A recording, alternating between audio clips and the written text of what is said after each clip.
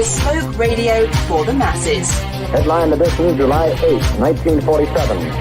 The Army Air Forces has announced that a flying disc has been found and is now in the possession of the Army. If the game is rigged, change the game. Game changer. I occasionally think how quickly our differences worldwide would vanish if we were facing an alien threat from outside this world. This is Fade to Black with your host, Jimmy Church, on the Game Changer Radio Network. All right, welcome. How you doing? How you doing? All right, Fade to Black. Today is Tuesday, July 23rd, 2024. I am your host, Jimmy Church. What is going on? Oh, man. I'm going to get to some of that in just a second, but let me just say this. It's been an amazing week. Last night, Kathleen Martin was on with us. She's one of the absolute very best. I love her so much. What a great conversation that we had last night. And she shot me an email today thanking, all of you, this wonderful audience, and what a great conversation, because it was. And hearing from her, she just enjoys all of you and the show. Just amazing. Tonight, Glenn Kreisberg is with us. We're going to be talking about my favorite, well, they're all my favorite subjects. That just wouldn't be fair to everybody else, like Kathleen last night, right? But archaeoastronomy, ancient sites around the world, the connections that they to me, that they have with each other and with locations here around the United States. We're going to be doing all of that and much more tonight with Glenn. Tomorrow night, Keith Thompson is with us, and we're going to be talking about his book, The UFO Paradox, and that is an appropriately titled book, and we'll be doing that tomorrow night. I want to remind everybody that Thursday, no show. Yeah, 2 weeks in a row, video production, and so that's what's going on Thursday. So there you go, okay? And more updates as we move along, but it just means that I have to work, that's kind of what's going on. I've got 4 major events coming up in the second half of 2024.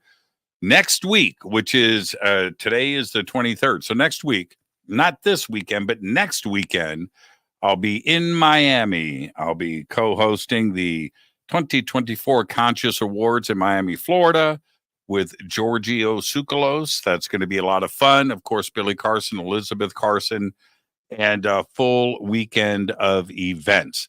So we've got that going on. I've got the Contact at Sea cruise going to Alaska a month later, September 6th through the 13th. Again, links for everything that I'm talking about are below. You can get your tickets and information. And then back over to Egypt again this year, October 3rd through the 14th. Forbidden Knowledge, Billy Carson, Elizabeth Carson. And there you go. You have to get on the waiting list for that. I believe it's sold out. 2025, we've got that tour up, and you can go and register there too as well. And then I made the announcement earlier this week. Peru and Bolivia with Brian Forrester. That's going down November 15th through the 27th. And we've got 3 spots that just became available. This tour has been sold out for 4, almost 5 months. We have 3 seats, 3 available slots that have become available. Paradigm shifting, life-changing situation here. So come and hang out with all of us.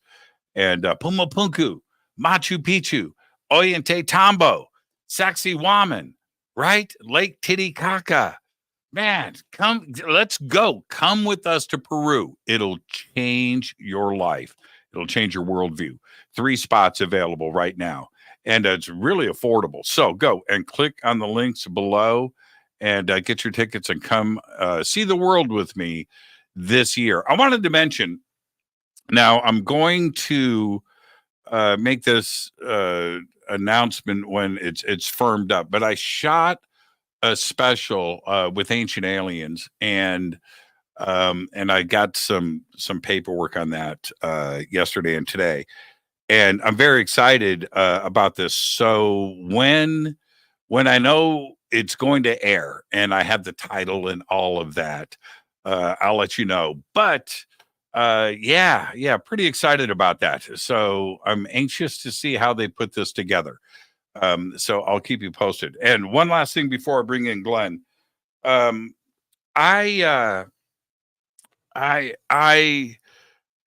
notice things, and when I notice things, I share that stuff with you. And you've all walked right beside me and watched this decades long journey of discovery that I am on right now, and it is just absolutely amazing. And one of the things that I've been flipping out on, and it's just not one little thing, but I'll give you an example. I could be out somewhere, and specifically Grapevine Canyon, right? And the petroglyphs out there. And, and I'm looking at these petroglyphs, and there's something there. And then I find out that nobody knows where or who made the petroglyphs and when. They're out in the middle of the Mojave Desert. The Mojave Indians say they were already here when we got here. So the dating on this is, over 2,000 years ago. And it's 2,000 years or before. They just don't know the age of these. But, you're looking at them, and then you go and you head out.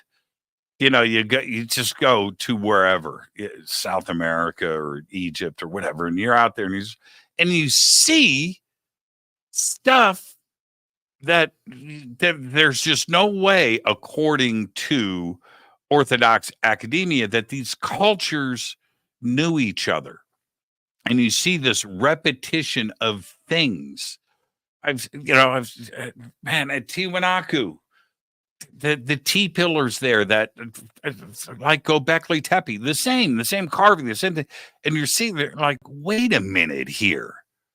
There is something going on. I notice these things, and I just step back and I go, WTF. That, and nobody wants to talk about that. I'm going to talk about this, right? And this is what Glenn does.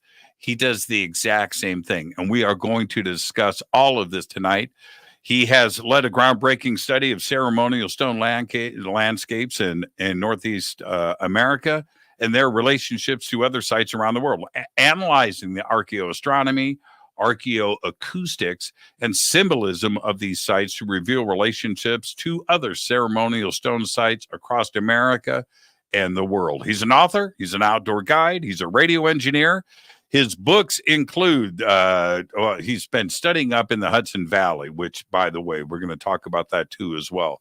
But his books include Mysteries of the Ancient Past, Lost Knowledge of the Ancients, and Spirits in Stone. His links are below, and I would like to welcome for the first time to Fade to Black, Glenn Kreisberg. He's right there. Glenn, welcome, man. How you doing? Good, Jimmy. Very good. Thank you for having me, and it's great to be here. Yeah, and sorry for the ramble, but because I'm excited. This is we're going to get the first time guest disclaimer out of the way before we jump into this. In fact, let's just do that now. Glenn, it's just you and I sitting on my couch having a conversation as friends. Where the conversation starts, it starts. Where it ends, but we're going to end as friends. Now, you have to accept, so we may proceed. We may proceed. Oh, man. See, you got edge of my seat stuff. Glenn, you can't do that. Let's start here in the now before we start to jump backwards. Your research and what you do, it seems that something is always trying to, and I don't know the who or the what, but trying to squash it and just keep this stuff out of the discussion. Why suppress this kind of information? Well, when it comes to ceremonial stone landscapes in the Northeast, it's just that they're not in the textbooks. And if they're not in the textbooks, the professors at the universities are not going to teach it. And that's the challenge that we're up against with the entrenched dogma of the institutionalized academics, is that they won't accept the evidence that's presented in the real time, as you say, because it's not in the textbooks. And that's the difference between academia and science. Academia is professors teaching what's in the textbook. Science is what's going on in the field right now. People at the sacred sites, at the ceremonial landscapes, documenting them, understanding them, helping to interpret them. And I don't speak for Native Americans. I'm not an archaeologist. Caveats, disclaimers. But I've worked with a lot of Native American tribes in the Northeast. I've worked with archaeologists, and I've seen the evidence in the field, and it flies in the face of what's in the textbooks and what's being taught to the students. And in the Northeast, you can get into why it is, and is it conspiratorial, or what are the roots of it? And it does go back hundreds of years. And when the settlers first came here, and people like Ezra Stiles, the first chancellor of Yale University, and Thomas Jefferson, they knew about these sites for what they were: sacred sites, important sites, sites to be honored and venerated. But then it became, a convenient untruth that there was no civilization here before the Europeans arrived, and that gave the settlers, it gave the Europeans coming in carte blanche to take pretty much what they wanted to when it came to resources. And of course, native populations at that point were already fairly decimated from biological reasons, from what's known as the Columbian exchange, where pathogens from Europe were first introduced into the Americas, and it didn't, it wiped out a lot of populations. So with it, a lot of their secret sites and ceremonial sites and traditions were lost and had to be rediscovered. And that means going to these places and understanding how they're oriented, what their relationship is to each other, what their relationship is to the horizon and the sky. And as you mentioned in your intro, what their relationship is to the evidence in other parts of the world that they correlate to. So, it's putting all those pieces together and building a case for archaeoastronomy, for the practice of observational astronomy by ancient indigenous people in the Northeast, which is just not generally accepted by historians or academics.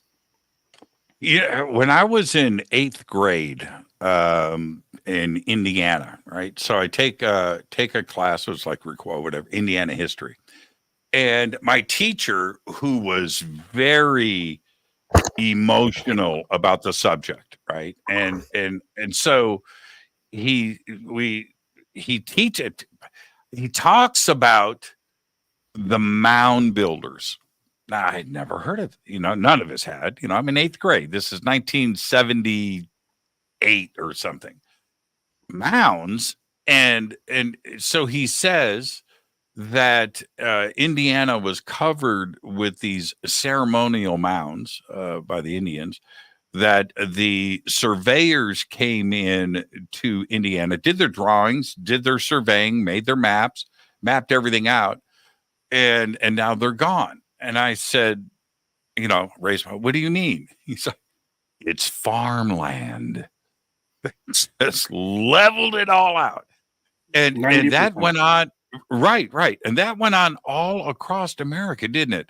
These amazing ceremonial, important, ancient sites were just unsightly and ruined the farmland. So they just mowed them over with not just sites, Jimmy, but cities.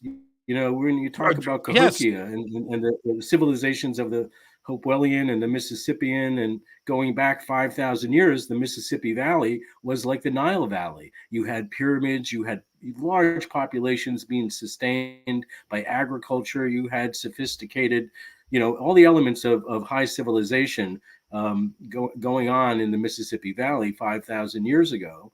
And it is taught, the middle, but there's a lot of mystery and there's a lot of subterfuge, because of course, when you talk about the mound builders and those mounds and the excavations in the late 1800s and early 1900s, there was a lot of discoveries that later, kind of disappeared. And this has to do with the mystery of the large skeletons that have been pretty well documented with the Smithsonian, with Ohio State University, with New York, NYU, Columbia. They sent teams into excavate these mounds in the Midwest as they were being destroyed, because at some point they realized these are resources. They're going to get destroyed. Let's get in there and try to document what we're finding before they get leveled and before they bring the bulldozers and the steam shovels in. And they found these, large stature skeletons of ancient people, 8 feet tall, 7 feet tall, that date way back into prehistory. And again, there's evidence around the world that there was a version of early humans that was quite large in stature, from the Patagonians of the South America, southern tip of South America. Magellan, when he went around there, they documented 7-foot Indians, and they were the last. Some people think they were the last of the Atlanteans. That the original people were Mother Culture that you hear discussed by folks like Robert Schoch and Graham Hancock and those folks believe there is this lost chapter of human history, and that some of these, of course, Graham covered this quite well in America BC, discussing the early peopling of America. And we were talking about this a little before we went on the air, how it keeps getting pushed back further and further in history. If you were to talk to folks 10 or 20 years ago, they would talk about 12,000, maybe 15,000 years ago. People started coming through the Beringia and the land bridge between Asia and America. And then you start hearing of other finds that indicate perhaps, Dennis Stanford from the Smithsonian and had his book Across Atlantic Ice, discussing how the Solutrean theory proposed that humans came first in a wave of migration from Northwest megalithic Europe, and then came across following the southern ice flows during the last ice age, making their way to Northeast America. And this I find very interesting, because when you talk about the mound builders in the Midwest building these fabulous mounds out of earth, if you wanted to build mounds in the Northeast, you don't have a lot of earth, you have a lot of stone. So you're going to build with whatever resource you have. And we have lots of stone mounds in the Northeast, but they're not necessarily dissimilar from mounds. I mean, people building mounds, you build with what you have as a raw material. But where did the culture come from of building mounds and building monuments? Was it something that began here and spread to the East in Europe, or was it something that began in Europe and spread to the West and became a cultural practice here? So again, we were discussing a little bit before whether, these types of ideas, pyramid building, certain symbols, the handbags we see around the world. We don't just see them in one area. We see them across the globe. Was it diffusion? Did it start in one place and spread, or was it isolation? A similar concept was developed in different regions at different times. Like the blowgun in Africa, for taking down animals with darts. You find that in South America. Did it spread? Is that evidence that it spread, or is it evidence that clever people in both these territories developed the same technology? And Jimmy, it's important, they're not mutually exclusive. It can be both. It doesn't have to be one or the other. It could be both. You're right about that. It could be both.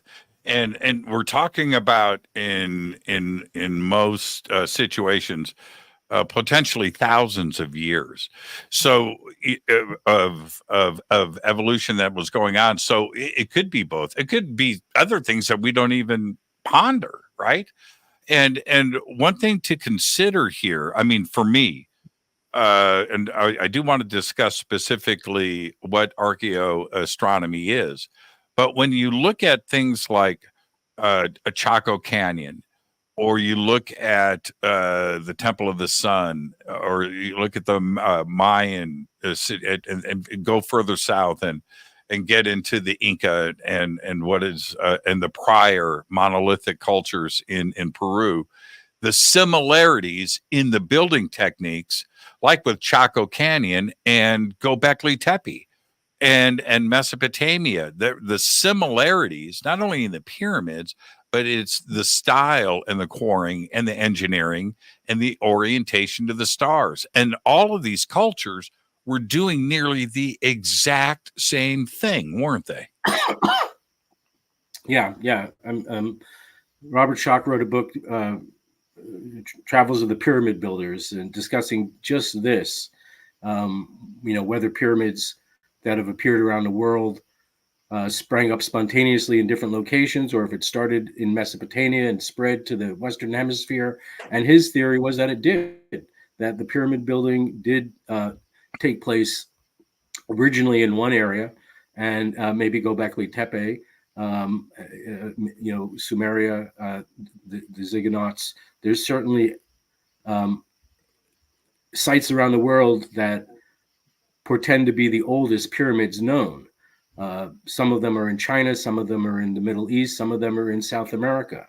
And the voyages of the pyramid builders is just that. At the end of whatever civilization came cataclysmically to the end, at the end of the last ice age and the Younger Dryas period, which was very disruptive, and there were debris falling from the skies and explosions, and there are legends among the Iroquois of rivers flowing in the opposite direction and lakes having evaporated spontaneously as these flying, flaming heads were chasing the warriors and the squaws through the woods. So this is an allegory for a cometary event that changed everything, and in ways that we don't really fully comprehend. And there was a maritime culture along our shores that is now below on the continental shelf since the waters rose after the glaciers melted. So all the archaeology that's going to solve this is undersea archaeology that's yet to happen.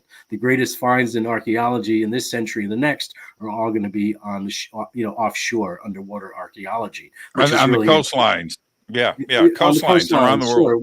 Sure. Where great rivers once flowed into the oceans that are now 100 miles from the coast. So that's where I think a lot of the future archaeology and breakthroughs are going to happen on the ocean floors. And I talk about that in my first book, Mysteries of the Ancient Past. In the Gulf of Cambrai in India, the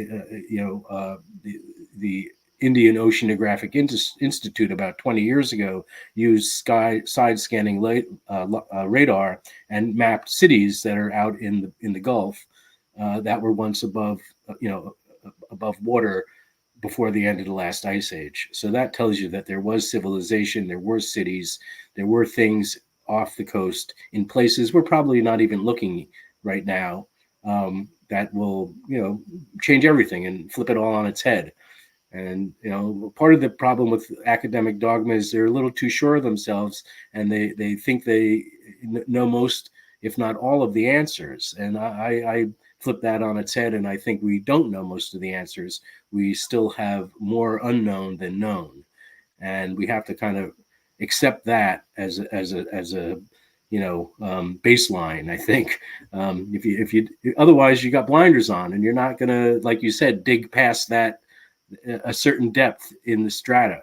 I think we were talking about that again before we got on the air, but they were told, early archaeologists, don't bother digging below 3 feet or 24 inches. You won't find anything.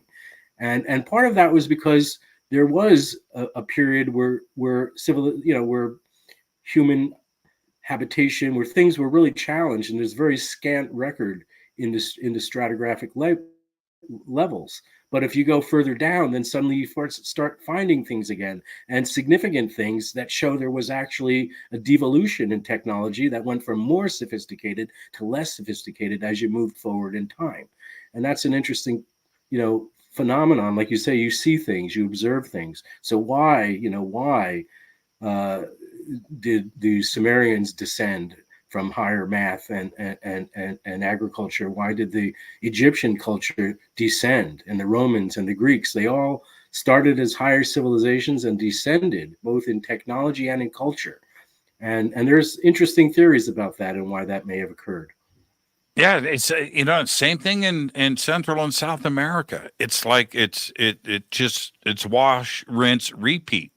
we see the same things over and over again around the world. And which let's talk about Gobekli Tepe for a second. Then we're going to come back to the United States. Gobekli Tepe is so amazing on every level. There's nothing; it just doesn't disappoint.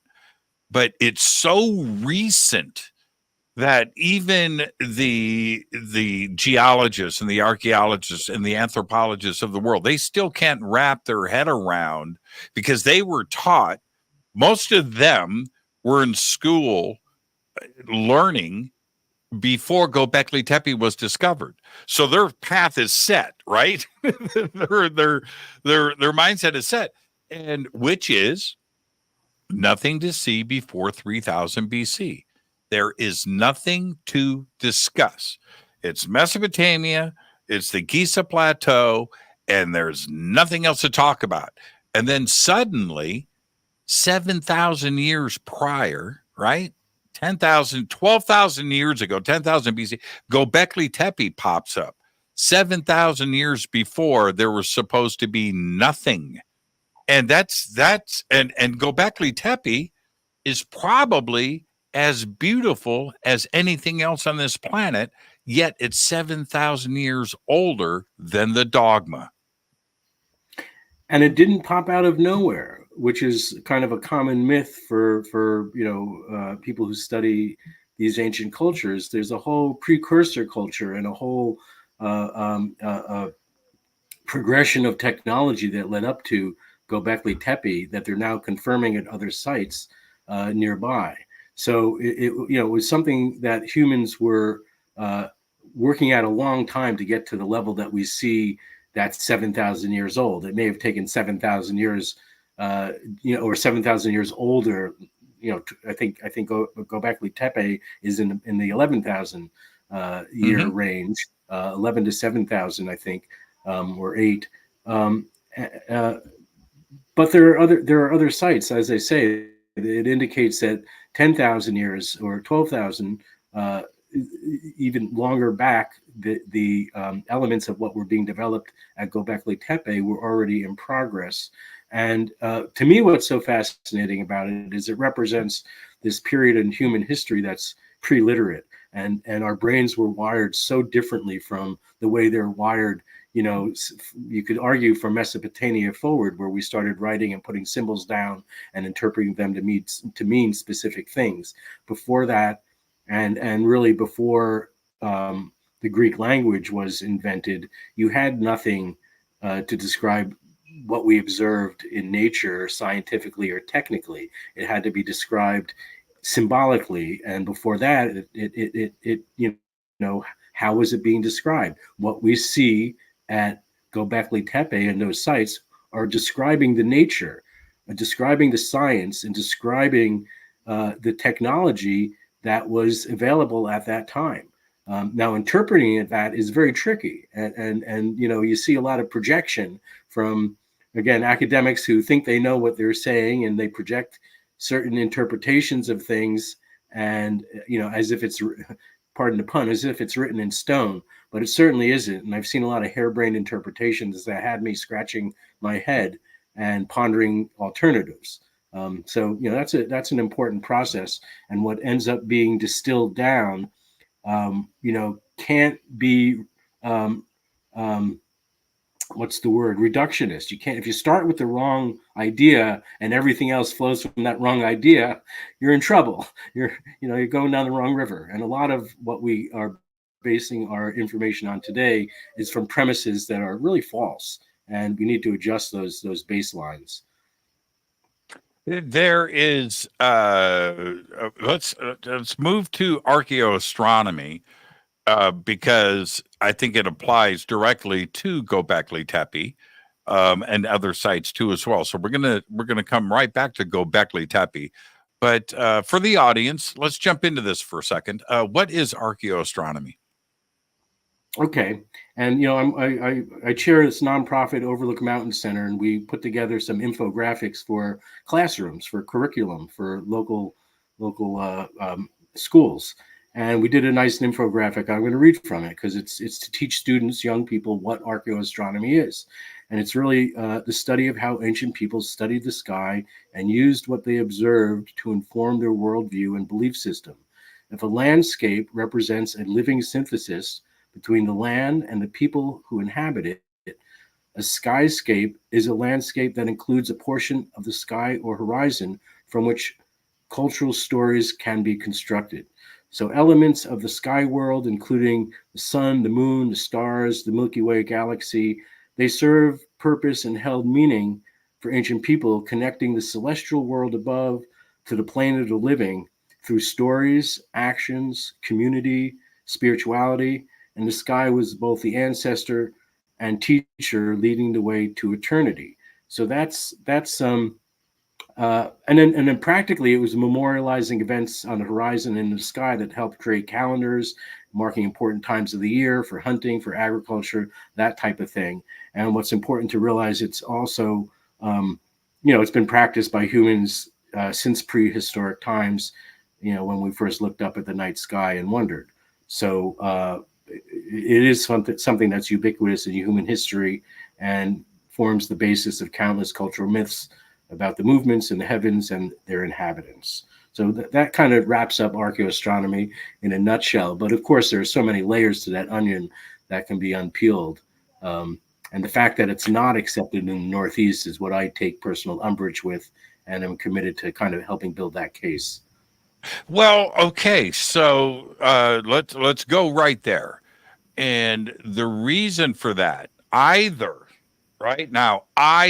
you can't have it both ways. Not you, Glenn. I'm talking about the Orthodox academia out there, and I love saying that because I just start to just get angry, right? But it is this: either we had Stone Age man wearing animal skins, foraging for seeds in the dirt for dinner.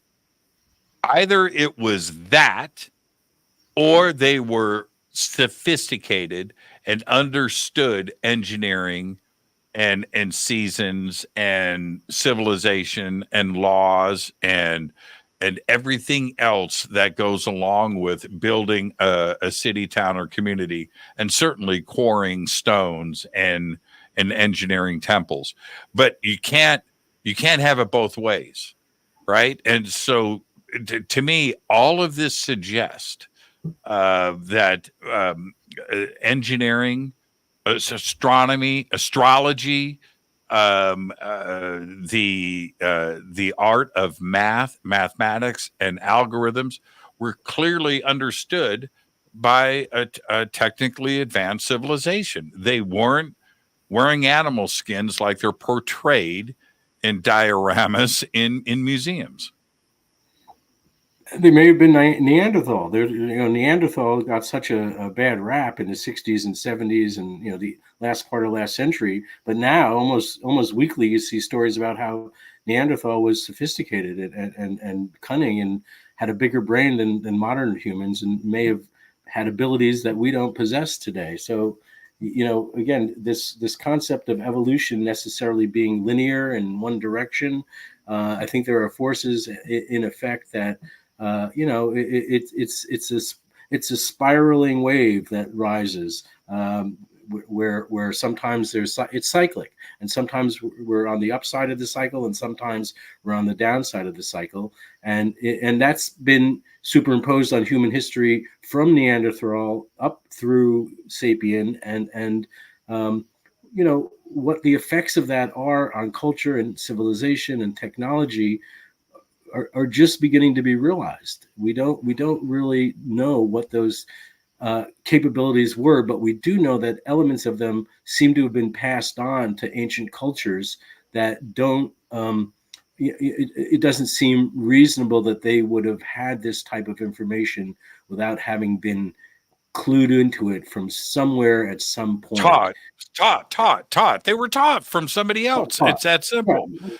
This goes back to, the concept of a mother culture and the Atlantis theory. And did survivors of that go out around the world with information, like you said, science, agriculture, mathematics, metrology, how to measure great distances and how to measure the Earth, because all of that seems to have been part of pre-literate culture. They seem to have known this inherently, they inherited it, or innately, that humans were compelled to find out these answers and develop the tools that were required. So, I do think that there were a group of people early on that survived a cataclysm that had great knowledge, preserved it, and passed it on to their descendants because they knew how important it was, and that they, and that elements of it survived until humans could get a foothold again and start rebuilding from whatever that cataclysmic disaster was that brought down whatever, let's call it mystery culture we can't quite get our hands around. And it is, the evidence is not clear. I like to say it's like a soup sandwich. You can't quite get your hands around it in a way that you can process and consume it. Did you say soup sandwich? Soup sandwich. Okay, I'm gonna steal that. I'm gonna steal that, Glenn. That's mine now. Be my guest. But it describes a lot of things accurately, and certainly, the evidence that is out there for an ancient lost civilization is not conclusive. There's enough there for people to push back on it. That's why you get so much pushback. But there's also enough there. You don't throw the baby out with the bathwater. You don't just abandon the idea that there's an ancient culture that had high civilization, because absence of evidence is not evidence of absence. You may still find that important groundbreaking piece of evidence that, like Gobekli Tepe, that just turns the whole paradigm on its head. And there are many more Gobekli Tepes out there. I have no doubt. I'm not bagging on Michio Kaku. I love the guy. He's got an open mind, and he's starting to come around. But at one point, the two of us were having a conversation. This was many years ago. And I said to him, and I was talking to him about archaeoastronomy, and dude's a physicist, right? A theoretical physicist, and that he studies the universe, and he's very smart. So type 0, type 1, type 2 civilizations, and the Kardashev scale, and things. And so I mentioned to him about computer software and the ability with archaeoastronomy to look at ancient sites around the world and possibly date them.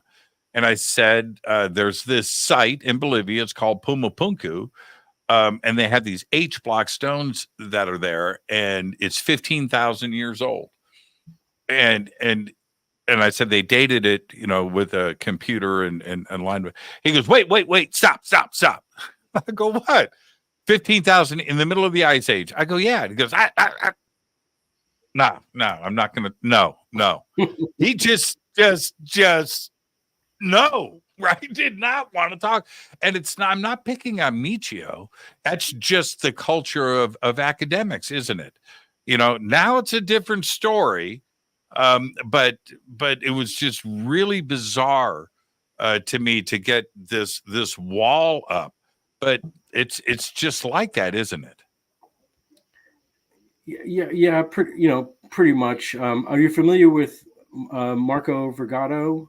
I am. When you mentioned those 8 blocks, yeah, Marco does some great research in that regard. The megalithic sites in South America and Mexico that don't really get a lot of attention. And again, they break the paradigm. They don't fit in the mold of what already exists. So, if it's not in the textbooks in South America and Central America, Mesoamerica, that's really entrenched. That stuff was so, we got that all figured out. And he's showing, and I should mention his website or his blog, but I'm not remembering it right now. He's showing that there was some higher technology culture that was able to produce, cuts and quarried work that, shouldn't have been able to be produced at that level at that time. There's another gentleman named Mark Carlotto. You're probably familiar with him. I am.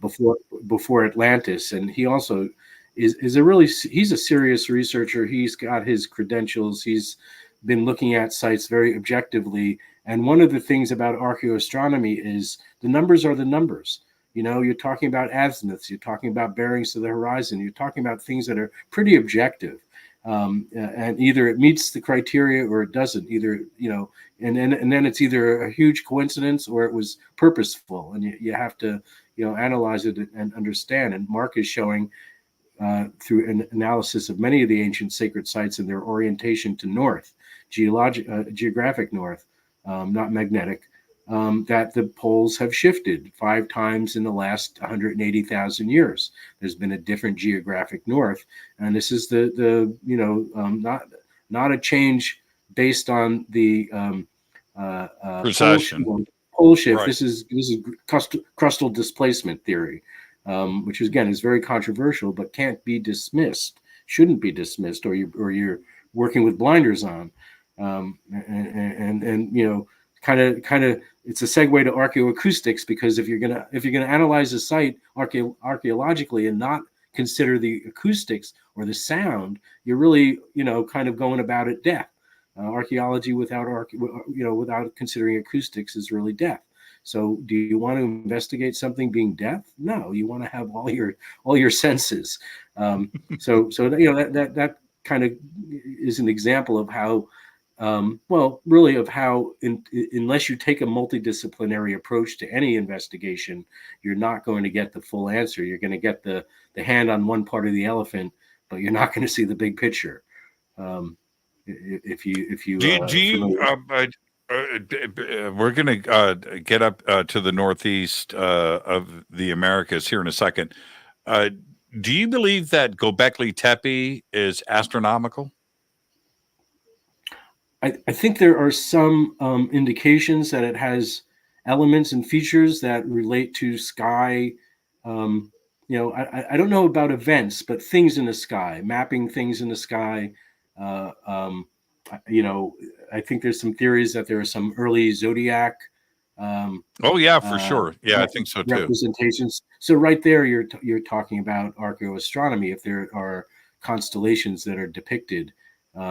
Now, what the purpose was it calendral? Were they tracking precession? You know, that those can be objective studies that people can undertake and write peer-reviewed, you know, papers about, and figure that out.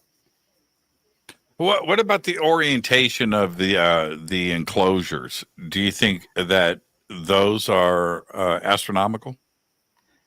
Honestly, it's not my area of expertise. I haven't studied it enough or read enough of Andrew Collins' books to weigh in on whether there's validity to the orientations being purposeful and related to the sky. You know, you can't rule it out. You certainly can't rule it out. And if people are suggesting that, I think it's important to look at it. Malta in the Mediterranean, which has Mandajar, which is the oldest still active solar calendar on Earth, you know, you can go there and you can test it and you can see, okay, here's what it's capable of doing. If Gobekli Tepe has those elements, it should be, again, fairly objective to demonstrate that. Now, if it's representing something that's changed, if it's after the last pole shift that Mark Carlotto documents in his research, then you know, you don't know. You have to, and I don't know if Mark has done an analysis of Gobekli Tepe and how it relates to the different previous pole locations. But you know, that to me, that would be an interesting thing to do and another avenue to investigate. You know, what Gobekli Tepe is all about. I don't think we have a good handle on it yet. And again, I haven't read enough of it to really objectively weigh in. Now, swinging over here to North America, specifically, you've been doing a lot of research in the Hudson Valley. And for the listeners of this show, as you know, you hear Hudson Valley and you think of one thing first, right? The UFO invasion. And were you there? It's simple yes or no question. Were you there when all that crazy stuff was going down? Well, I mean, I lived here my whole life, so and in real time, no, I wasn't aware that it was going on when it was going on. I do know, the Hudson Valley and specifically the Walk Hill Valley and Walk Hill is a hot spot for UFO activity. I mean, you can just Google it. It is, and there's been now, the Hudson Valley UFO incidents that began way back. And I do remember some of the earlier reports because I'm getting on, and I do remember when lights in the sky in Hudson Valley were being reported very regularly. And I know that some of it was explained, and it was explained about a group of hobby pilots, IBMers, I believe, who would get off work, get in their small aircraft, and fly in formations for fun in different areas, low and slow, but so to see 6 planes at night with lights in a cluster moving around. I mean, it was regular, and the reports came in pretty dramatically to local and state police, and they were chasing these things. But they did explain some of them, not all of them. And I know there's a lot more to it than just that. And that was like maybe an 8-year period where these guys were doing it, and these reports persisted. And but there's a wonderful researcher named Linda Zimmerman who wrote a book on ceremonial or mysterious stone sites of the Hudson Valley and northern New Jersey, and she was also really big into investigating the UFO phenomenon in that region of the lower Hudson Valley. And she worked with a partner who was a police detective, and they followed up on a lot of these reports to either verify that they weren't, or not rule them out, that there was something more mysterious about them that should be followed up on. And they couldn't dismiss them all. They found things that were legitimately unexplained. So, And she's an amazing researcher. She's amazing. She's been on the show a couple of times. Now, okay, so we took that a little further than I wanted to, only because it's the Hudson Valley, right? There's so much pop culture stuff involved, just with saying it. Now, moving to archaeoastrology or astronomy in that area with the indigenous cultures that were in the United States. Are you able to date these sites because of the archaeoastronomical part of this, astrological part of this, and push back the dates?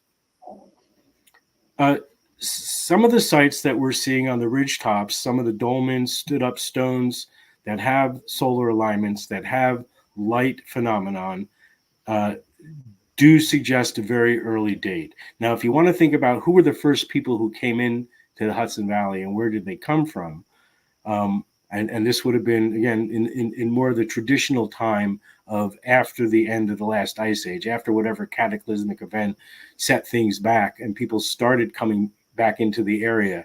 And the geography was very different. You had these proto and post-glacier lakes. You had Lake Hudson, which is now the Hudson River, but it had a much bigger footprint. So you had sky islands and people filtering in along waterways. And in my mind, it was a maritime culture that came from the northeast coast that began working its way inland along rivers and navigable waterways. And then, they didn't come out of nowhere. They already had a strong belief system built up, and it most likely revolved around sun worship and worship of the sacred feminine or goddess worship. And we do see elements of this in some of the oldest sites, or some of the, some of the sites have these elements which make us feel they may be quite old, or first set up by the first people who came into the region and wanted to express their belief system by lining up. They would survey their, they were masters of survival. They could survive easily living off the land. They would survey their territories for resources. They would find landscape features that fit their belief system, that they could manipulate, that they could accentuate, that they could change or combine with other elements to represent their belief system. And many times these were astronomical alignments that had solstices and equinoxes and moon rises and standstills built into their orientation and configuration. And there's a lot of evidence of this. This is what I've been documenting for the last 20 years in the Catskills and in the Hudson Valley. And it's a pattern that's not just unique here. You find it in the Southwest, you find it in the Southeast. It's really a pan-Appalachian phenomenon where the people who first came into the region started setting up monuments, what's called landscape archaeology, of which archaeoastronomy is an element of it, because you're going to take let me stop you right there for the audience. We need let's explain that a little bit. Break that down. Yeah. So landscape archaeology is kind of what I was just describing, taking natural elements in your landscape and utilizing them to express your belief system.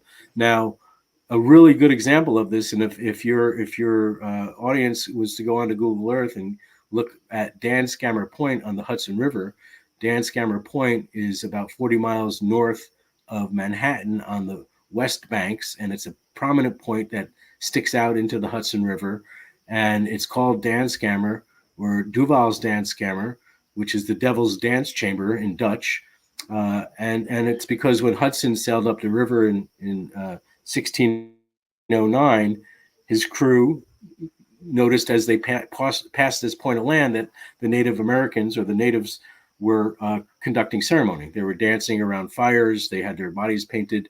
And of course, the Dutch, being good Calvinists, they saw this as devil worship, and they called the place the Devil's Dance Chamber. But if you look at that and you look across the river a little bit to the northeast, and I write about this extensively in my book, in Spirits of Stone, there's a creek there called the Wappingers Creek, which is named for the Wappingers tribe and the Wappingers. Okay, what's the closest town? I've got it. Newburgh. So go to Newburgh. Yep, north of Newburgh. I'm right there. Go a little bit north on the river. You're going to see Dan Scammer Point. It's an industrial. It's a freaking power station now. It's been energy plant. Yep, an energy plant. Yeah, since the early 40s, unfortunately. But this was an amazing and Native American sacred site. And right across the river, actually, is something called the Chapel of the Seven Mirrors. This is how I discovered this alignment between the point of land and the mouth of the creek across the river. You see Wappingers Creek flows in just a little bit north on the east side of the river.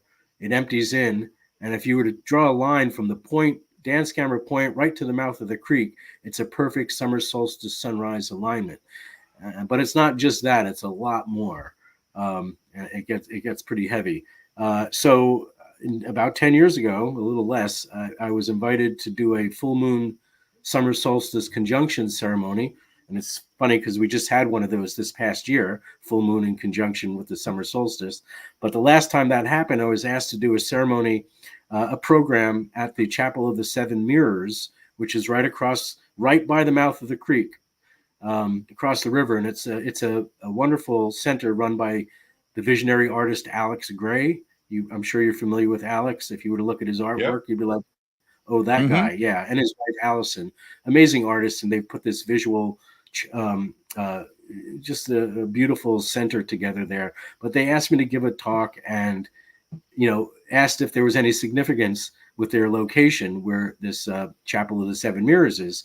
And I didn't really see anything, but I noticed it was near the mouth of the creek.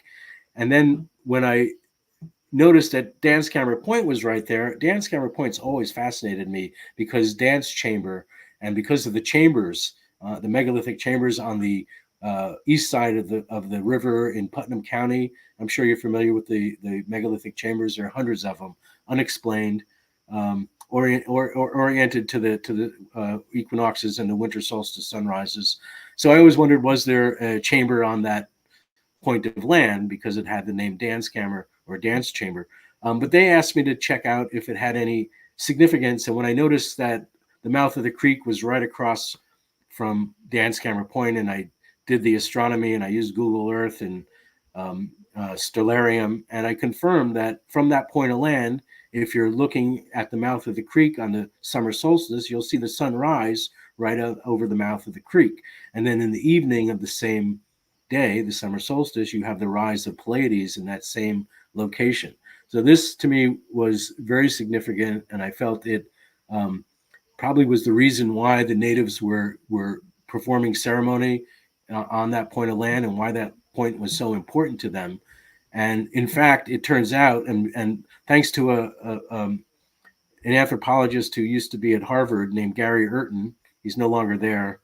And if you look him up, you'll see his fall from grace for indiscretions with students. But it doesn't discount the work he did, which was amazing work in South America with the Inca. He was the guy who interpreted the knots as being, the knots in the tapestry as being an alphabet in the language, and he had his students research that. And so he was at a conference I was at, and he looked at some of my research, and he said, look at the reciprocal, look at from the mouth of the creek over the point of land, and you'll see a winter solstice sunset alignment and a galactic alignment on that evening of the winter solstice sunset.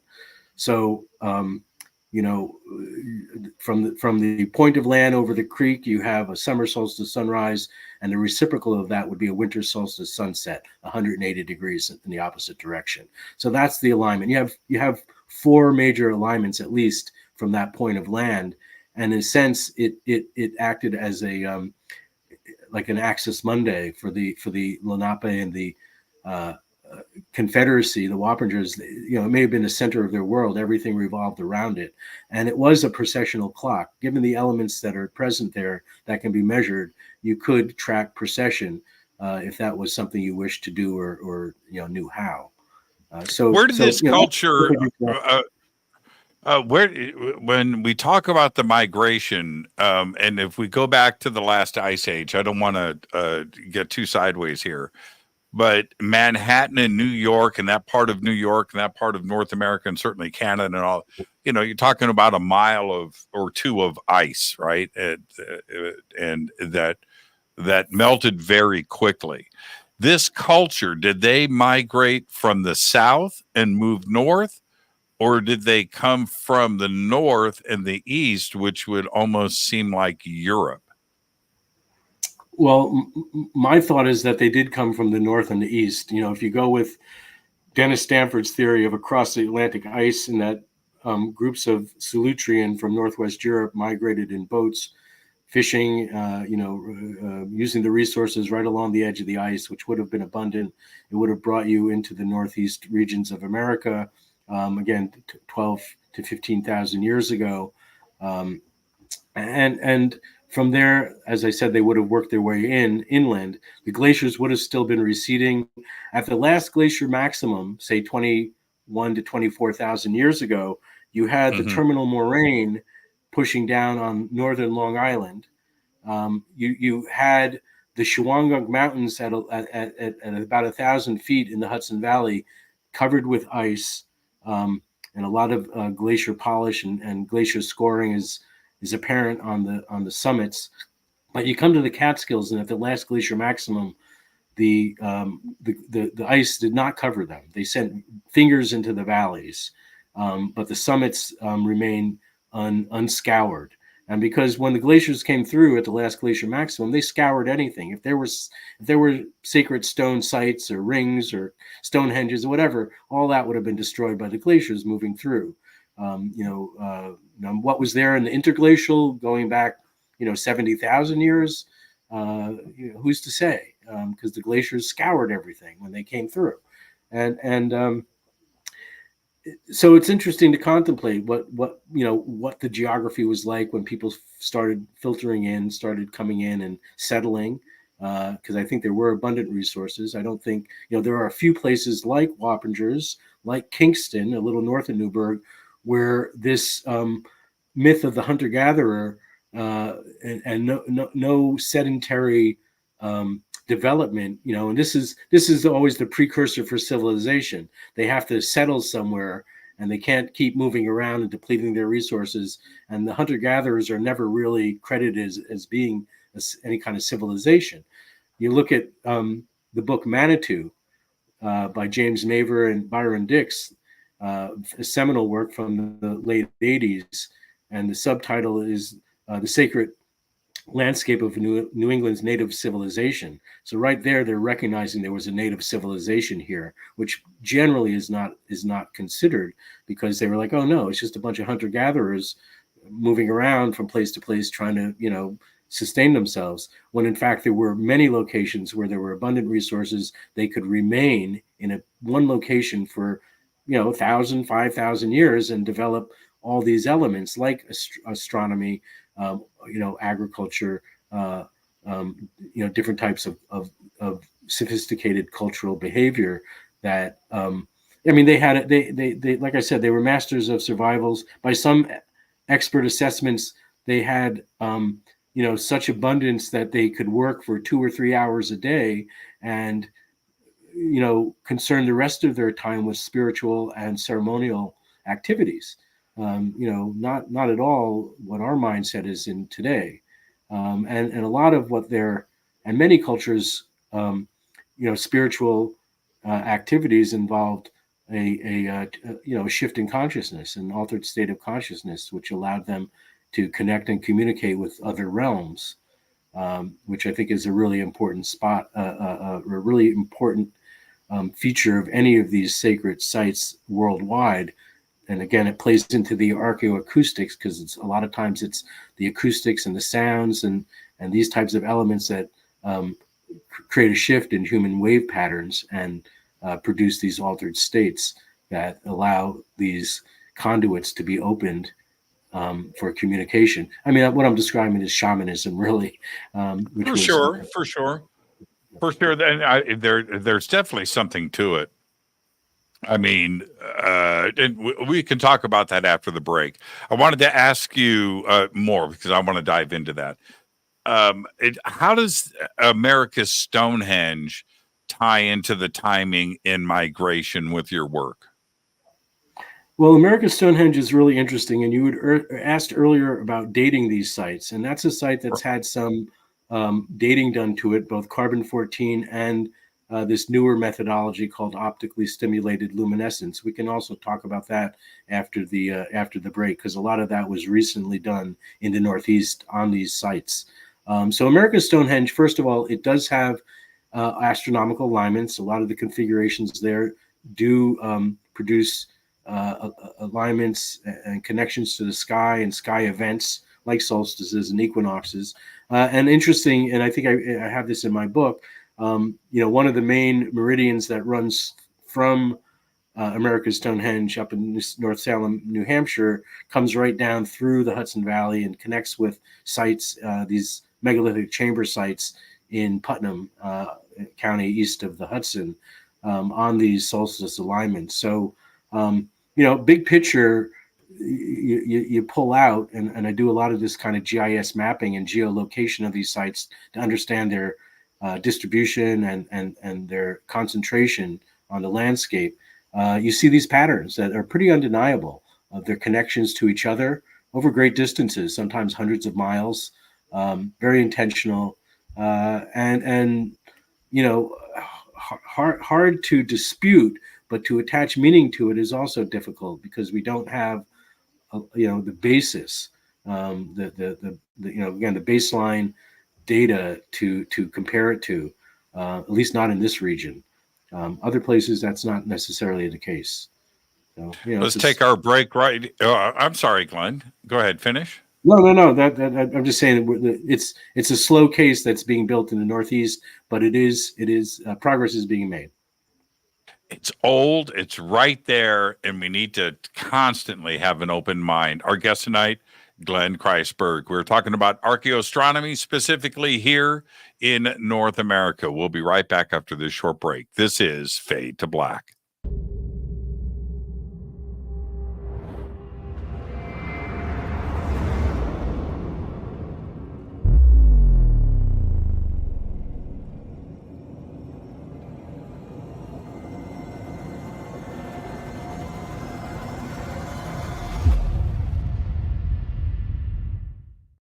Subscribe to our YouTube channel to get your alerts and access to over 2,000 videos. Click that subscribe button right now.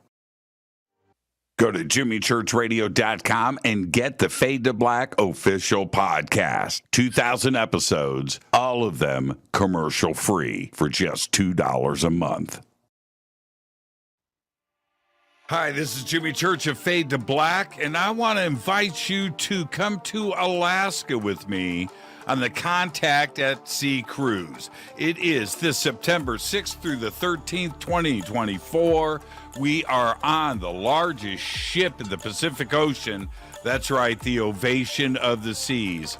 It's an amazing cruise, and a ship this big is so much fun. We've got lots of activities and lots of great speakers. We are leaving from Seattle to Sitka, Alaska, Skagway, Juneau. We're going to end the cruise in Victoria, BC, and arrive in Seattle on September 13th. We've got a lot of amazing speakers, including we've got Seth Shostak, Scott Walter, Stephen Bassett, Daniel Sheehan, Daryl Sims, Mas Adi, Vivian Chavez, Grant Cameron, Geraldine Orozco, Misha Johnston, and Melanie Aguirre, and a whole lot more. All you have to do is go to divinetravels.com. You can also go to contactatsea.com. Both are going to take you to a full event schedule. You can check in, look at the boat, get things ready to go, and maybe get a cabin with a balcony. That's what I'm talking about. Come see the whales. Come check it all out. Let's go to Alaska this September 6th through the 13th, 2024 with me, Jimmy Church. Now, when you head to divinetravels.com or contactatsea.com and get signed up, you know what? Use my name, Jimmy Church. I'll see you there September 6th through the 13th, 2024. Let's go to Alaska.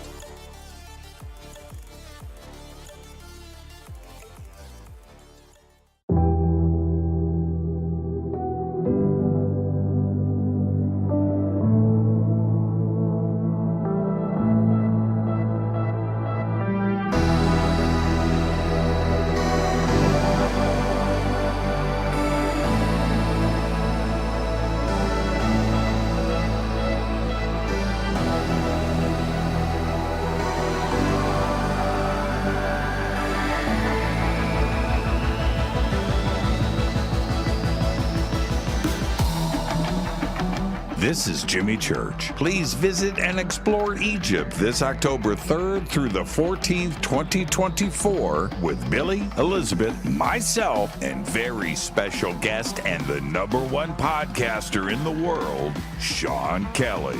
It's simple to do. Just go to forbiddenknowledge.com and click on upcoming tours, or click on the link below. We'll see you there. Watch Into the Vortex on Gaia TV. It's Fade to Black for the screen. Simple to do. Go to Gaia.com, search Jimmy Church, or click on the link below.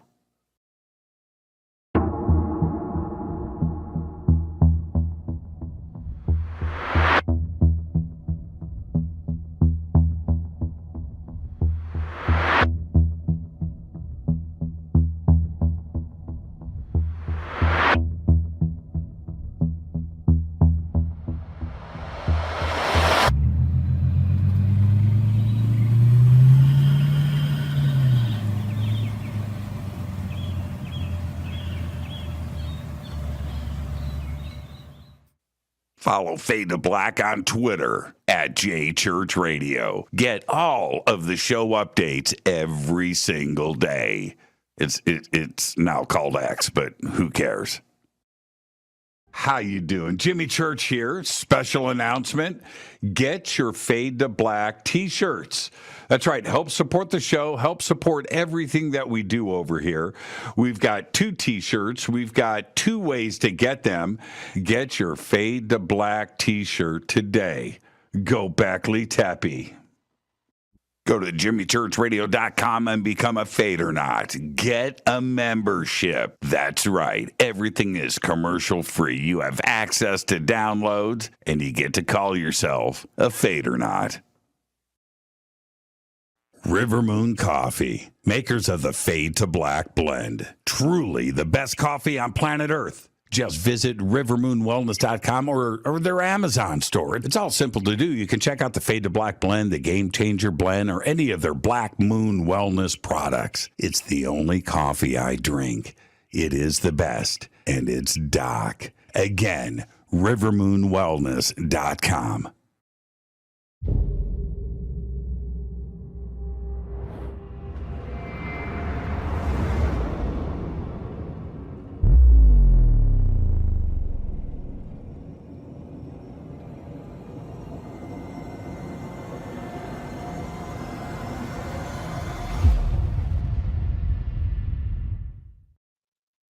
All right. Welcome back. Fade to Black. I'm your host, Jimmy Church. Tonight, Glenn Kreisberg is with us, and we're talking about archaeoastronomy and its connections around the world with North America. And right before the break, Glenn, we brought up America's Stonehenge. And this is where I want to ask the important question. I'm just going to go straight at it. Why is it that North America just gets ignored? I understand Egypt, and I understand South America, and I understand the Mayans. I get that. Mesopotamia, the Perses, and we can talk about that too as well. But why does North America get so ignored? Well, if you go out west in the Southwest, a lot of the ancient cultures have not been ignored. They had, the Pueblo and the ancestral Anasazi, the Hopi, the Navajo, those groups, and some of the, more well-known Western tribes, their cultural histories have been pretty well documented. And the Cherokee in the Southwest, in the Southeast, but it's the Northeast that really gets marginalized. And it gets marginalized for a number of reasons. A lot of people are quick to say, well, the climate and the environment in the Northeast isn't conducive to archaeoastronomy.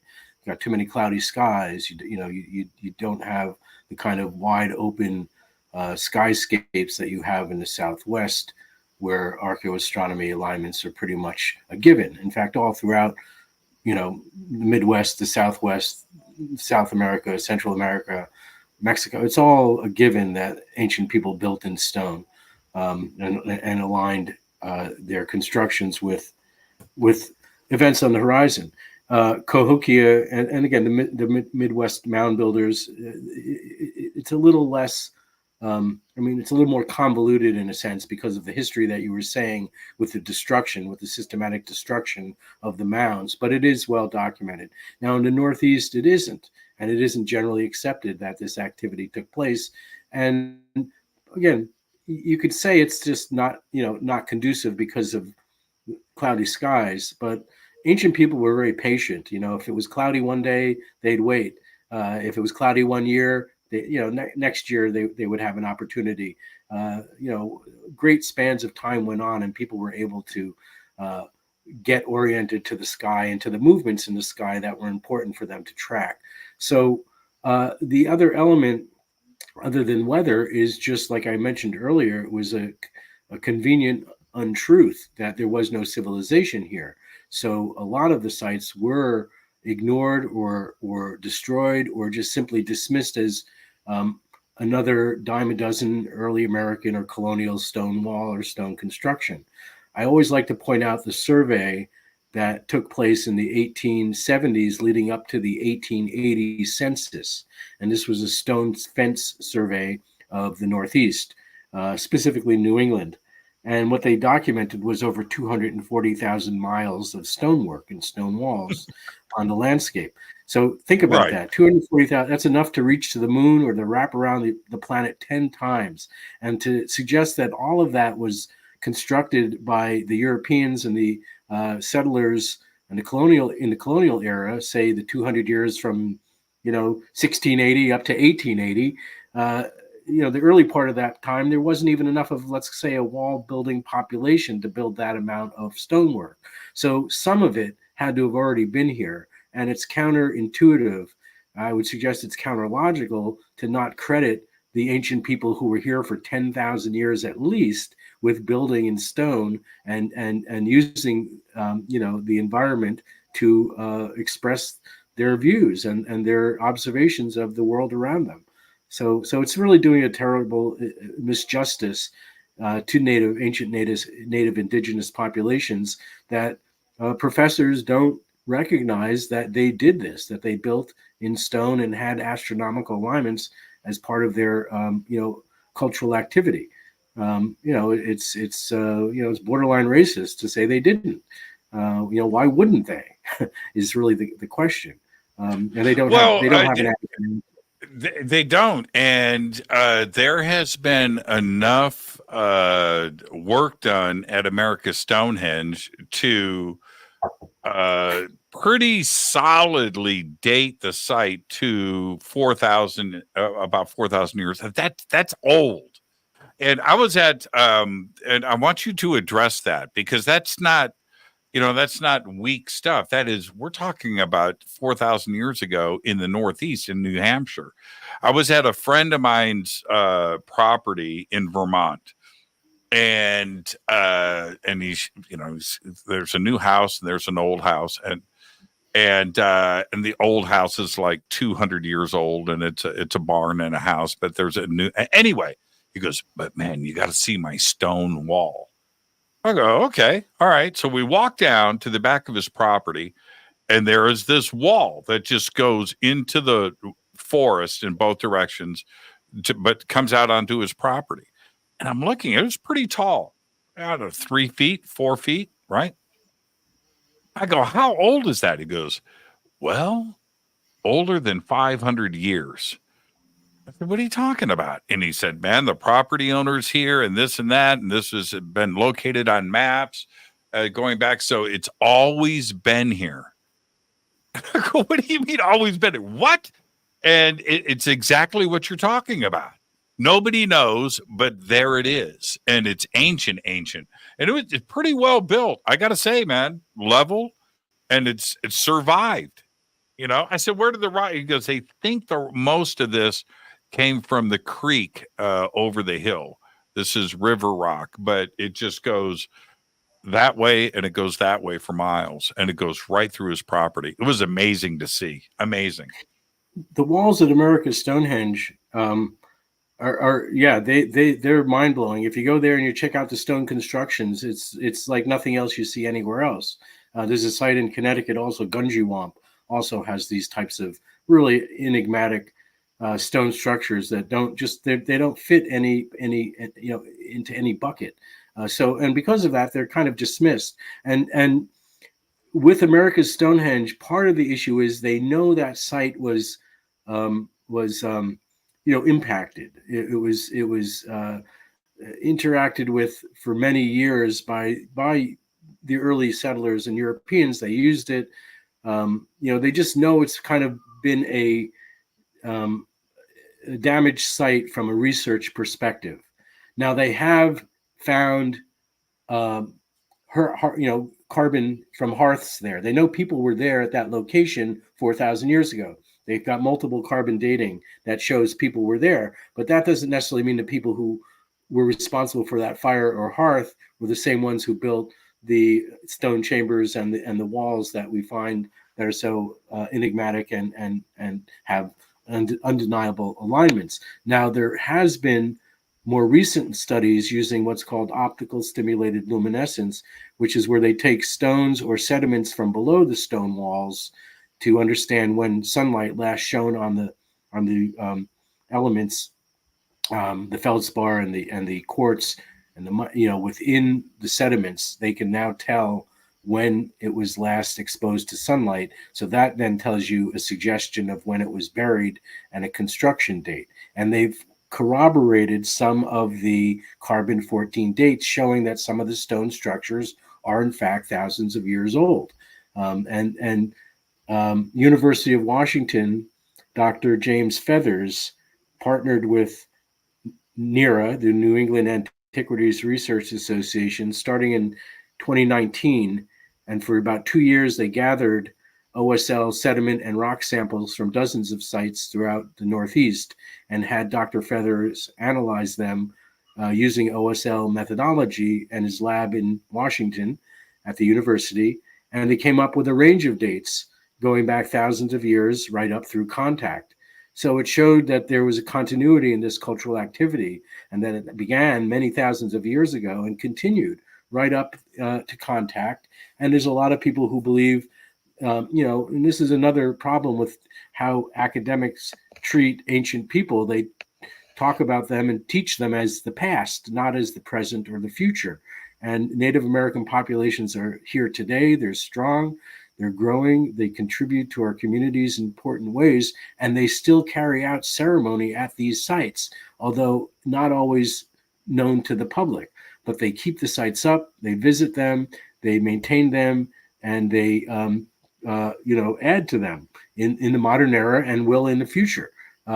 So that, to me, is a continuity of cultural activity that goes back to the very first people who came into the region. And again, you could call it the baseline cultural activity of humans in our region was building with stone and aligning them to the horizon. This is a cultural activity that predates any European cultural activity, even potentially, these early transoceanic voyages that probably took place that we know took place with the Norse, and probably further back with groups like the Templars and the Phoenicians and perhaps the Romans and Egyptians, or some maritime cultures from the Middle East made their way over.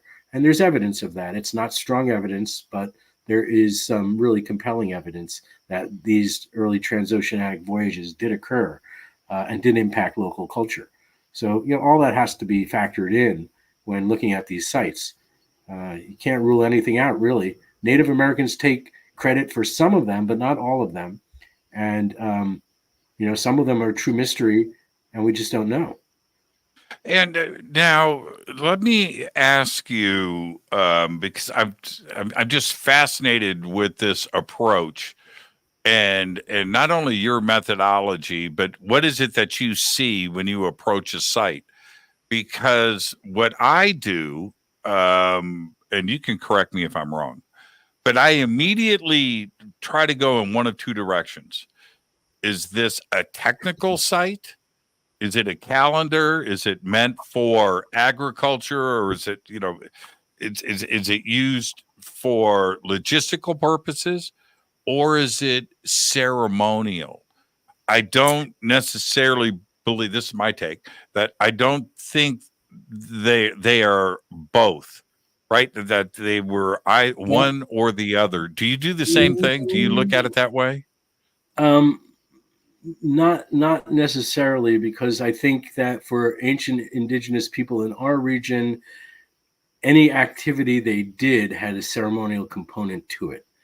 Whether it was building their habitations, whether it was agriculture, whether it was hunting, there was always a very strong ceremonial aspect that couldn't be separated. They were, again, generically shamanistic in their religious practices. They what anthropologists would call practiced agency, in that they would put spirit into inanimate objects like a rock or a lake or a mountain.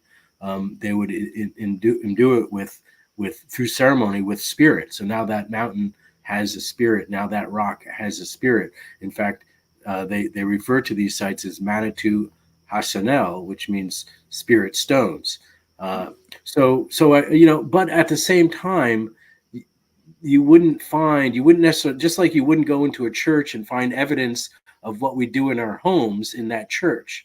You don't throw out, in our home, you cook your food, you throw out your garbage, you go to the bathroom, you do a lot of activities that you would not necessarily see at a ceremonial site.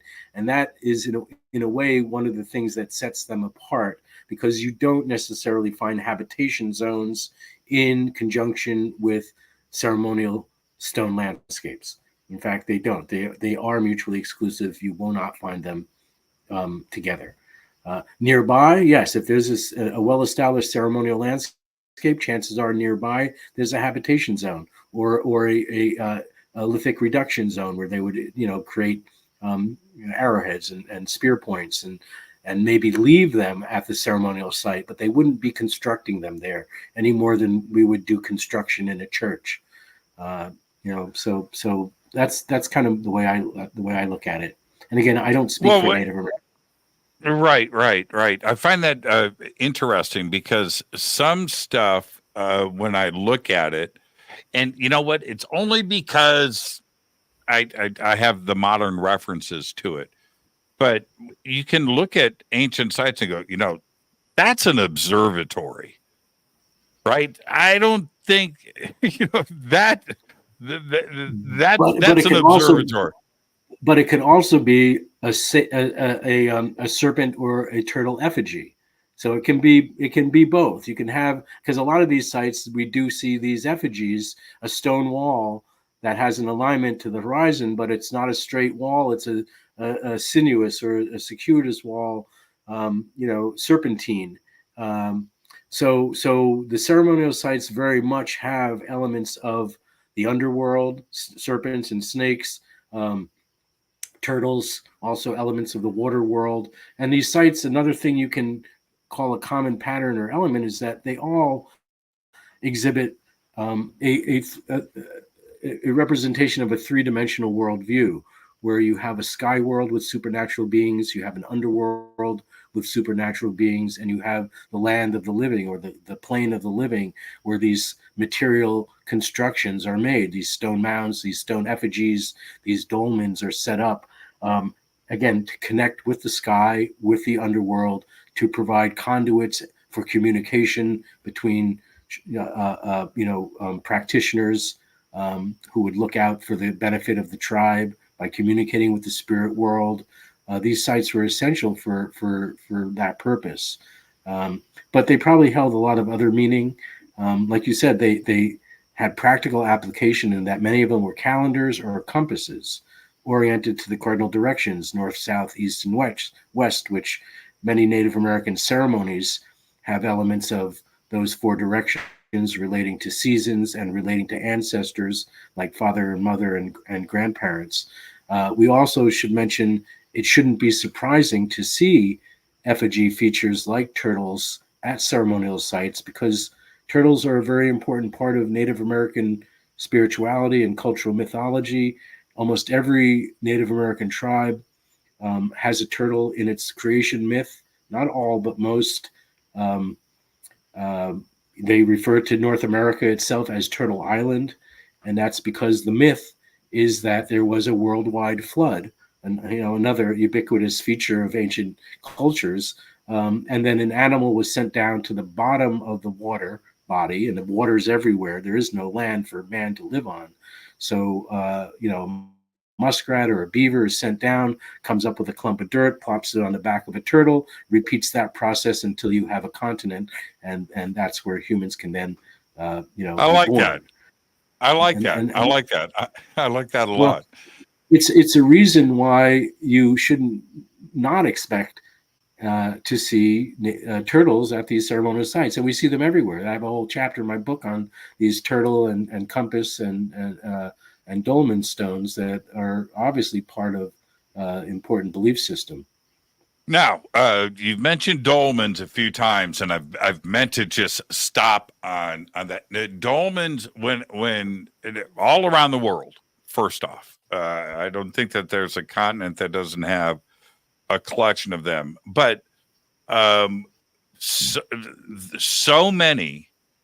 I'm going to get into the technical side of this. You look at them and you go, okay, all right, how? That's all. I just want to know how is this possible? How about the why? You ever wonder about the why?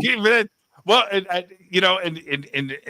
you look at the holes and the entrances, and then it's cross-cultural. I mean, what is going on? Yeah, so there is the why, but let's stay in front of the why first and get to the how? I mean, how? You ever watch the Y Files? Of course. You know that guy. Yeah.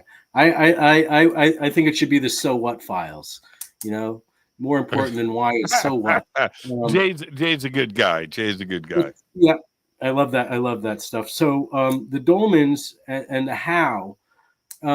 You know, I give talks and I show these sites in our area. These large boulders, 10 tons, 20 tons set up. These dolmens. And people are like, oh, how could humans have moved those? And it's like, you got to scoff at that because, of course, humans have moved giant stones much larger than dolmens going back in deep antiquity. I mean, look at the evidence in Baalbek in Lebanon, these giant megalithic stones that people were cutting and moving. The big ones, some of them are left in the quarry, but there were ones half that size that were routinely moved. Not just by them, but by the Romans and the So if there's a will, there's a way. If people had a purpose, they could figure out the how. Really interesting. There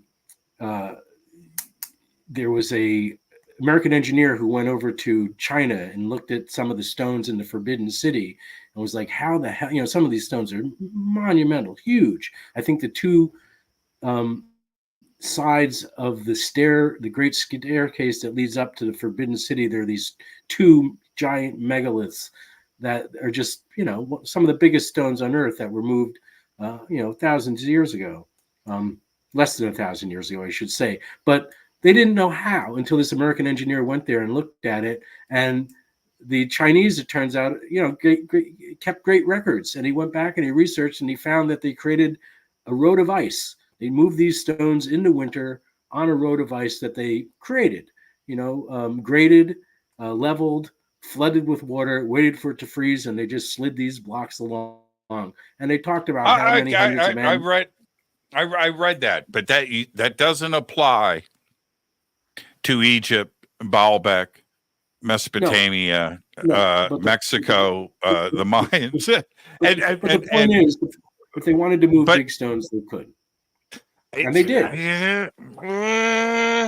I don't know how, but when you go to Saxy Waman, or you go to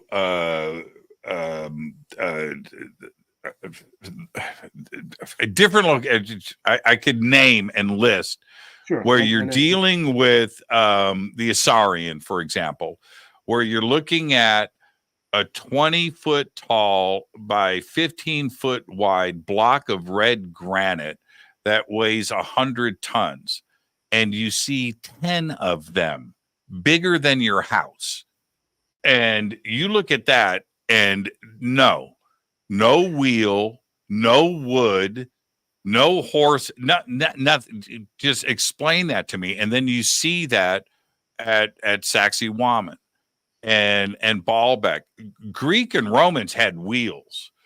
You back up and you get out of the Bronze Age and you back out of that and there's no wheel and no wood at these altitudes or in these arid climates. I have a hard time understanding that. I just do. The displacement of boats.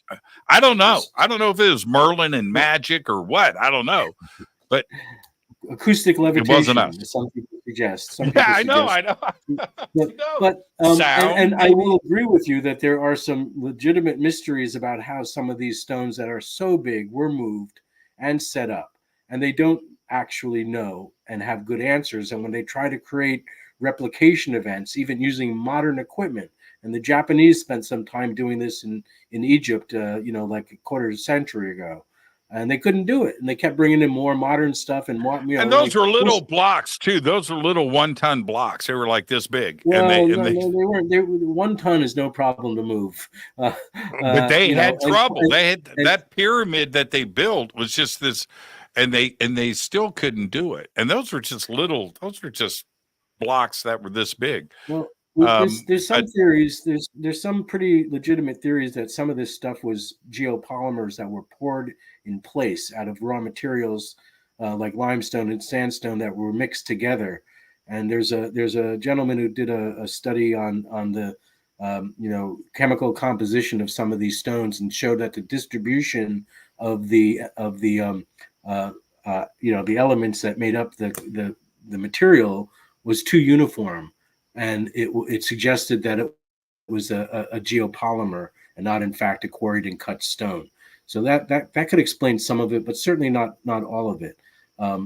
But I think if you're talking about some of the dolmens that you see throughout Northwest megalithic Europe and Scotland and Ireland, and some of the dolmens you see that are very similar in the Northeast and throughout America, these are all manageable. These are all capable of being moved through compound leverage and fulcrum and lever and ingenuity and sweat and grit and blood and injury. But if it was important and had meaning, they certainly could get it done. Now, what that importance and what that meaning and the why, I think, to me, is more interesting. But I think if they needed to and wanted to, they are able to move and set up very large stones. Some are very big to the extent that we don't know how they did it. But, and then you can explore whether they had help and whether there was intervention and whether there were ancient aliens that were helping them. That's a whole other topic.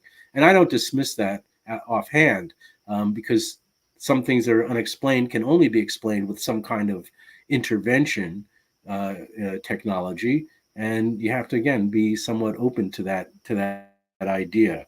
I'm going to show you a series. I'm going to show you a series of pictures. Now, check this out. Taken by me personally, but this is why what I'm going to show you here. This is why I have really big issue with academia. Okay, this is a panoramic shot of Saxy Waman. Yeah. Now, and this goes for a long ways in both directions. But those little dots that you see down there, those are people. And now you zoom in and you see that block right there? And the one next to it and the one that look, that's a person. So this is this is 18 this is 18 feet tall. But look, there's another one and another one and another one and another one. There's a very famous one. There you have you see the many sides on that one stone. Right? There's like Glenn, that stone right there is 30 of those. You think that is what the one you're talking about. What do the back sides of these look like? Okay, well, hold on. Let's. I'll show you. They're all the same depth as they are wide. Okay, so you can see you can see from the top of the roof. Now look. Now you're gonna. It's one thing to suggest that humans move this, and then you look at something like this, and you look at the carving and the turns, and without this notch, that doesn't fit. This doesn't fit. This doesn't fit. Or the entire wall in both directions. Look at this corner. That's a corner. This cornerstone is cut here. You're asking me about the depth. You can see it. And I'm going to go further on, and I'm going to take some close-ups here because I go down. And you stand in front of something like this. I'm 6 foot tall. And you stand in front of this and you look. It's not the size of the stone. It is that. It's the rest of everything and how this stuff is cut. Look at this is insane to me. And it goes on for miles. It's not something that's tiny or one specific thing. It goes on forever. Every single corner of tens of thousands of 50, 100-ton stones, 3 levels high in both directions. It's nuts. And there's just no way that some leader of a community, to me, comes down and says, hey, I don't have a reason. We're not at war with anybody.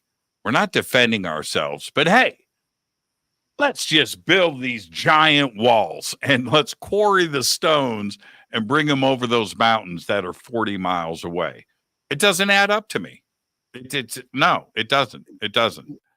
And that's the problem I have with academia. The academics themselves will admit that it's pre-Incan, and the Incan people themselves will say, we don't know who built it. It was here when we arrived. And that tells you right there that there was something going on, in prehistory that we don't have a record of other than these walls. These walls may have been constructed at a time when there was a different orientation to the poles, and there was a group of people who had the knowledge and abilities, and maybe abilities that we don't possess today for many different reasons, having to do with our mental acuity, having to do with cosmic influences, having to do with other elements that we don't fully understand that would have allowed them to carry out things then that we cannot replicate today. And I agree with you. I agree. To not consider that and to not give it real credence is again just putting on academic blinders and saying we don't want to know the answer. We're satisfied and content with whatever we've come up with that doesn't answer that question, and that's frustrating. I know, right? And when you go and you ask the people, and the Europeans, the Spanish, when they came in, right, and they're conquering everything, they come up with wow, who built this? It was, I don't know. It was here when we got here. It was 6'6", the 6'6" and 7 foot Patagonians, who were the first people. You're a stone guy. You're a stone guy. Just look at that. This is just one, right? This is earthquake-proof construction. When you have that many sides and that many angles, if you were to just stack blocks, square blocks, the first earthquake substantial earthquake would knock them right down. But you have real engineering, technology, techniques. They had a purpose to what they were doing here. And I think it had something to do with, something cataclysmic, something, it reminds me of stuff in Malta. There's gigantic megaliths that make up the temples on Malta. You're right. Malta. You don't have this type of precision. You don't have this type of precision. Let's stop right there for a second. You bring up Malta because Malta, Egypt, Peru all have corners like this.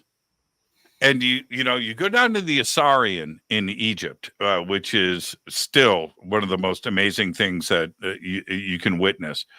And they have these rounded corner construction like this that's interlaid. And it's also in Malta. And it's in Peru, where now back to that transoceanic thing that you mentioned earlier. Is this something that was taught worldwide from an advanced civilization that knew about this? Because you look at this and that doesn't make any sense. Why would you take all this extra time? And this corner, there's 1,000 of these in Saxy Waman. There's 1,000 of them. And the knobs, the knobs and the protrusions. They're another thing. Okay, so here, this is an interesting point. So this is megalithic, and that's Inca. Right. And right? It's just right there. Megalithic, nobody knows, and then that's the Inca right there. And so and you'll find a lot of construction throughout Peru and South America where you have 3 levels. You have the oldest and most sophisticated lower down. Then you have the Incan, and then you have the Spanish. Then the Spanish and the Spanish. There's so much. Here's some evidence of Glenn, check this out. So if you look at this wall, you can see, right, megalithic, Incan, right, and at the top here, the Spanish took all of this away and built churches in Cusco. Right. Yeah. So there's evidence like this all over the place. So you just zoom in and when you walk by this, you're looking at stones that are 6-8 feet tall, And again, here's a great example, right? All right.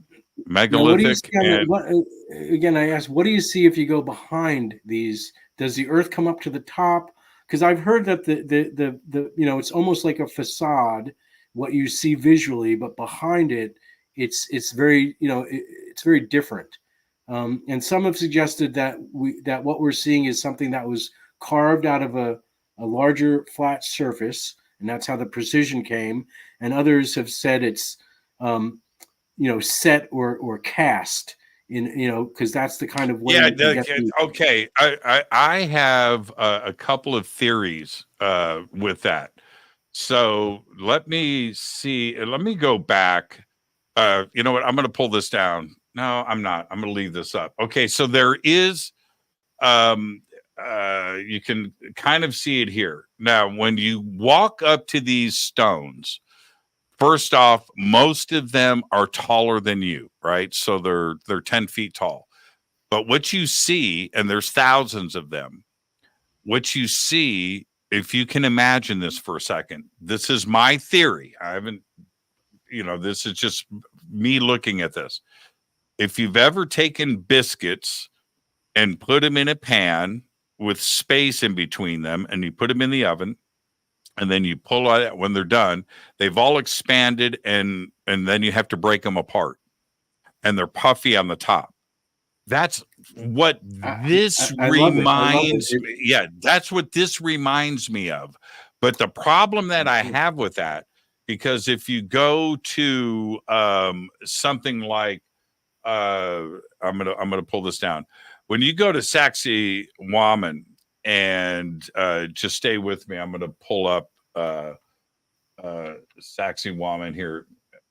I got to pull it up like this. Okay, so when you go to Saxy, Waman, and you apply that idea that I just gave to you, and I'm okay with it, by the way, but now you're talking about an oven at an industrial scale that you can't really fathom, because you're talking about baking or heating stones like, that go on forever. It goes all the way, you've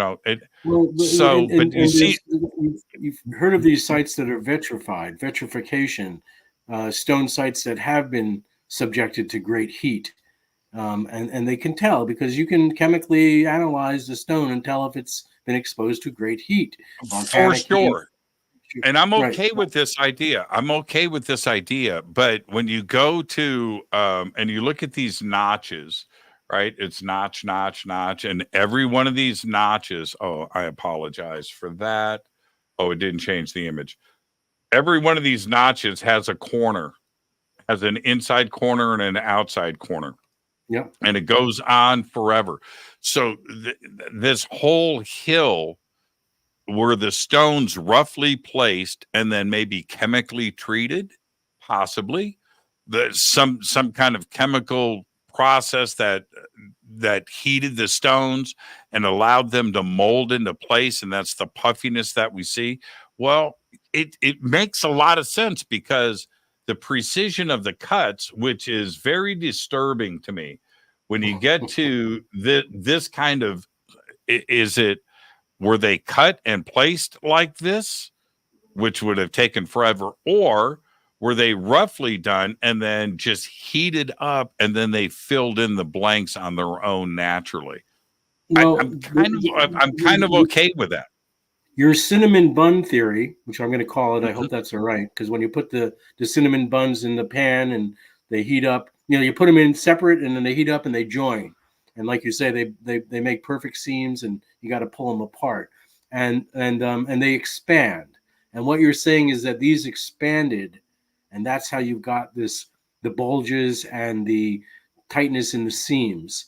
But then the question becomes, Jimmy, can you replicate it? Is there a way to replicate it, to verify and confirm that this is a valid theory? I like the theory, but how can you actually go about coming up with a scientific methodology for proving it?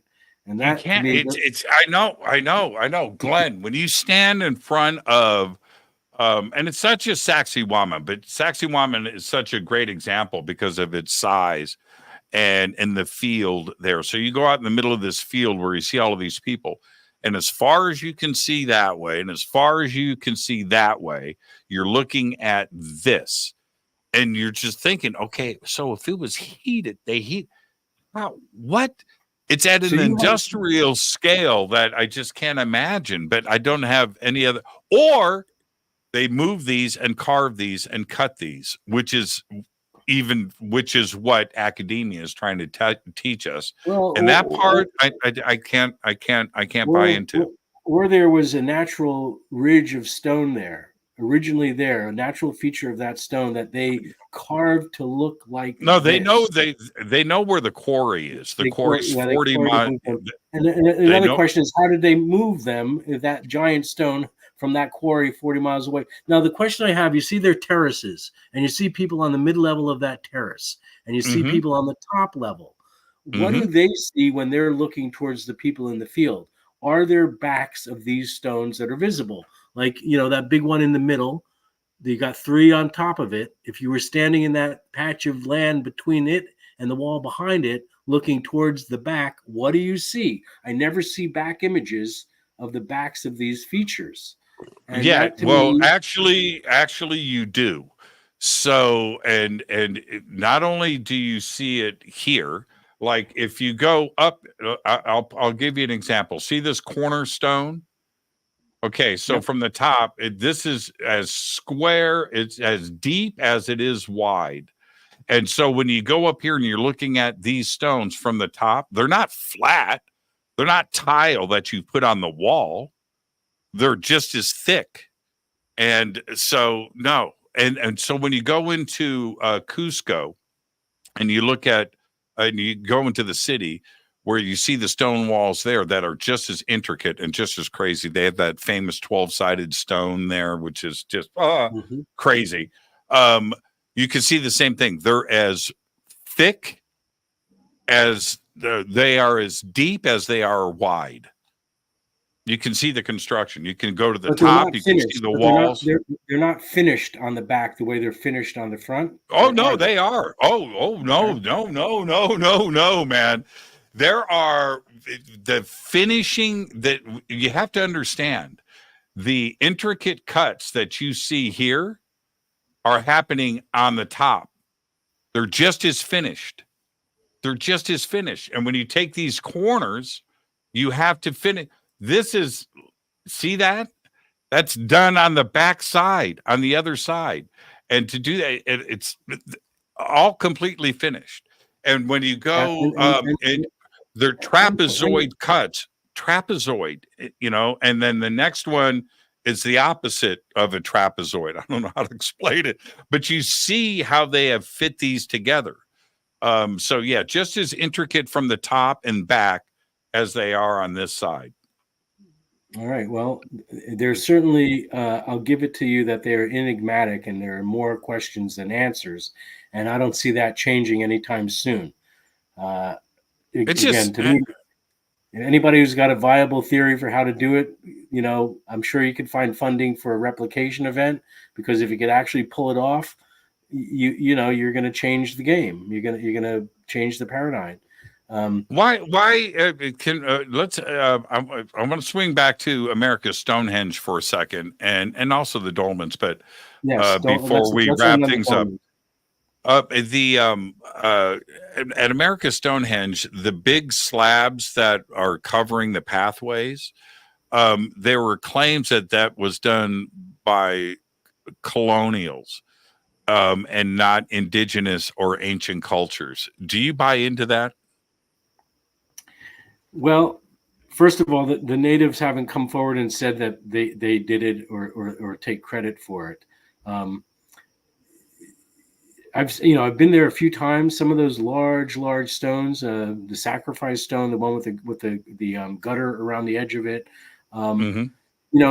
This plays into the fact that the site is, in a sense, adulterated. They don't know the history, but they know it was messed with extensively. And they know there were periods where people came in with the purpose of creating some of these things, and it can't be ruled out that some were done in what we would consider the more modern era, building on things that had already been there previously, but had been reoriented, changed, scavenged from, because the site was seriously scavenged from early on. And then there were efforts made to reconstruct it, but they didn't really have a template to go by. So they, again, the site is tainted from a research perspective, unfortunately, which makes it difficult to draw good conclusions about it, other than dates you can get from carbon or from the OSL methodology that suggest occupation or construction periods. So I hope more tools are developed and come to bear on solving those types of mysteries. But right now we don't have good answers for America's Stonehenge, and people who claim they have the answers usually are coming from some kind of agenda, or misinformed, or don't have all the information to really make that judgment or that call. Now, what about Serpent Mound? Can we talk about that for a quick second? I meant to bring this up earlier. Again, I don't know necessarily the significance of it. Was it a burial site? Is it ceremonial? Is it just something aesthetically cool that was done? And what about the alignments that I have seen? A lot of pretty solid evidence pointing towards that. Well, there are absolutely solstice alignments. There's a Draco constellation alignment associated with the Serpent Mound. And there's a really, really wild alignment that goes, and this is going down a bunch of rabbit holes, and you'll have to have me back, because we didn't really get into any of these theories having to do with the Templars and some of the early visitors. But there's an alignment between Oak Island and the Serpent Mound that involves. No, really? Really? Really. And if you drop a pin on Nolan's Cross on Oak Island, and you drop a pin on the head of the Serpent Mound, it's like 1,051 miles. And if you bisect it at exactly halfway, it passes right over Hunter Mountain in the Catskills, where there's a huge mystery and an alignment. It's just such a complex story. But there is, I don't know if you're familiar with Don Rue and the Scrolls of Ontario. I am. I've done. Scott Walter. This, I've been the tip of the spear in the Catskills looking at these alignments. Nobody, I just on a whim, I dropped a pin at on Nolan's Cross and dropped it on because this is what I do, on the Serpent Mound, and exactly halfway, 526 miles, is Hunter Mountain and the Devil's Tombstone. And it crosses with the Hammonasset Line, which runs from the tip of Long Island and Council Rock up to Devil's Tombstone, and then up to Copper Country and Manitou Island up in the Upper Peninsula of Michigan. So X is marking the spot, and the Catskills, and specifically Hunter Mountain, has this huge mystery, with goddess culture and descendants of Asherah and the bloodline of Christ, and it goes down so many different rabbit holes and checks a bunch of different boxes. And Zena Halpern's book, the Templar Mission to Oak Island and Beyond, the Beyond is Hunter Mountain. And there are things up there that I've gone up and documented, and I've been up there many times because I'm an outdoor guide and know that region extensively, and have found things up there that are mind-blowing. And it all talks to this mystery of, did this Templar named Ralph de Soudelay, based on a document found in a medieval church in northern Italy known as the Cremona document, document this voyage by this Templar in 1178 to this goddess colony and temple on Hunter Mountain. It's a wild story. It's either the most intricate, thought up hoax ever imagined, or it's legitimate and it's the greatest unknown mystery of humankind. But my book that's coming out, on that. Esoterica America, is going to come out next year. It's going to cover a lot of this stuff. I know we're running out of time, and I want to talk about dolmens real quick, because we never got into the Y, and the Y is right behind you, all those guitars. Think about a dolmen. It's set up. It's set up on smaller stones. It's isolated from the ground. It's like a string sitting on a fret, ready to resonate. And it's resonating with earth energy. It's resonating with telluric energy, the resistance. You have a positively charged atmosphere and a negatively charged earth. And where they come into contact at the earth's surface is this resistance.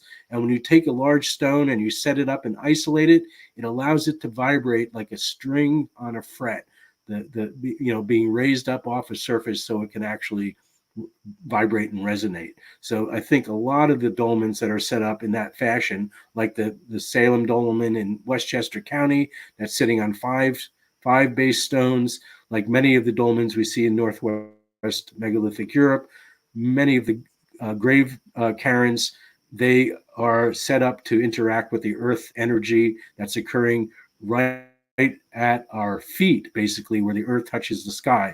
We think of the sky, we think we look up to see the sky, but the sky starts right above the ground, right, at the surface of the earth, and up is sky. And where those two interface, sky and earth, there's a lot of energy. Henges direct and focus that energy. Dolmens resonate and activate that energy. And it's all in a sense to benefit. It's a beneficial energy, and it's a way to a resource that can be tapped into it that we really are clueless about right now. Hopefully one day we'll figure that out. It's like a mystery school alchemy mystery.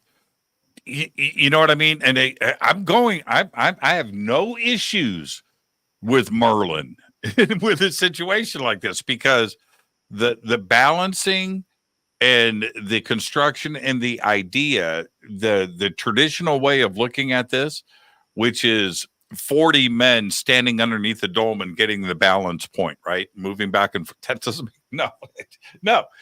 And to find that perfect point that resonates and at a certain frequency, that is not by chance with a bunch of, grown men just balancing rocks for no reason on top of other stones. No, I think there's something mystical about it, something supernatural about it, and I'm okay. And I do agree with you. It's frequency and energy and the location, the geographic point. There's a little book I recommend by a guy named T.C. Lethbridge, The Legends of the Sons of God. Look him up.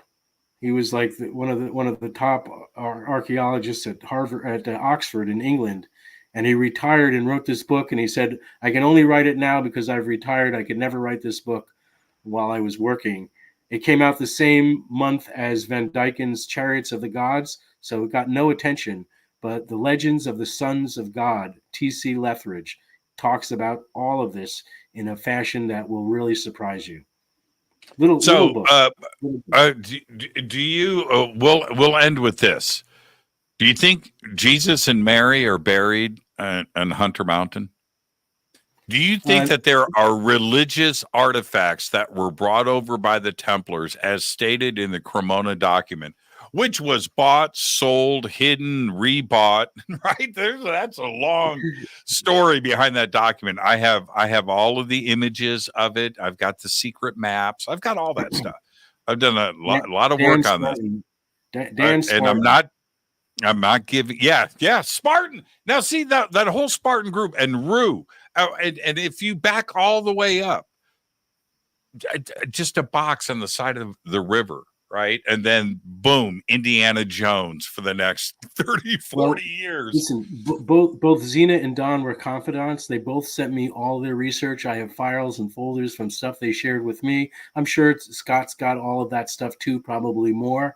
But they were definitely onto something.